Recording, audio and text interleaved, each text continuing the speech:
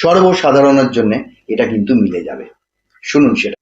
দেখুন, জন্মানোর পরেই যারা অনেক প্রতিবন্ধকতা নিয়ে জন্মেছে, যেগুলো একটু চিকিৎসা করলে সারে, বা প্রতিবন্ধকতা নিয়ে জন্মেছে একটা নামের জোরে সেটা ঠিক হয়, বা যে নারীর সন্তান আসছে সন্তান থাকছে না, সন্তানের প্রতিবন্ধকতা, যে মানুষটা ভালো ছিল হট করে কিরকম বুড়িয়ে গেল, কেমন বুড়ি হয়ে গেল, হাঁটা চলা সব বন্ধ হয়ে গেল, কেমন হয়ে গেল, যে মানুষটা সুন্দর মনের একটা মানসিকতা ছিল,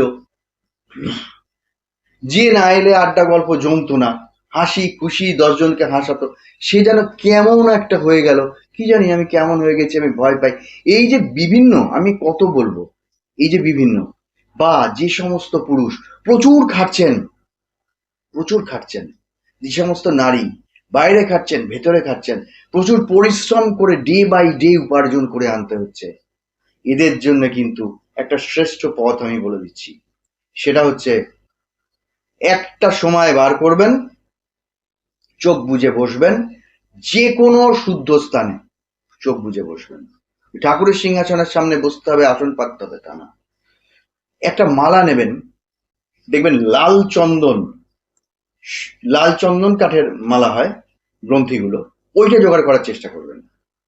কারণ শ্বেত চন্দন লাল চন্দন দুটোই শ্রীকৃষ্ণের অতি প্রিয়, তার মধ্যে লাল চন্দন, কারণ রাধারানী কুমকুমের সাজ সাজতেন, সিঁদুর ও সোহাগ, সিঁদুর, এইটা কিন্তু খুব ভালো লাগতো, মুখের দিকে তাকিয়ে শ্রীকৃষ্ণ ওটার প্রশংসা করতেন, ওই কুমকুমের সাজ, সিঁদুর ও সোহাগ, এটা বড় ভালো লাগতো। সেই জন্য শ্বেত শ্বেত চন্দন, লাল চন্দনের কাঠের মালা জোগাড় করবেন, পাওয়া যাবে, দোকানে পাওয়া যাবে।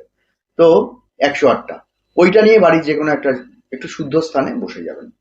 এবারে 10 জন লোক হৈ হৈ করে করুক, যাদের বিভিন্ন প্রতিবন্ধকতা আছে শরীর থেকে মনের দিক থেকে, এবং অনেকে আতঙ্কে টাতঙ্কে ভুগেন, তারা করবেন কি, এটা হচ্ছে একটা লাইন এইরকম 108 বার করতে হবে।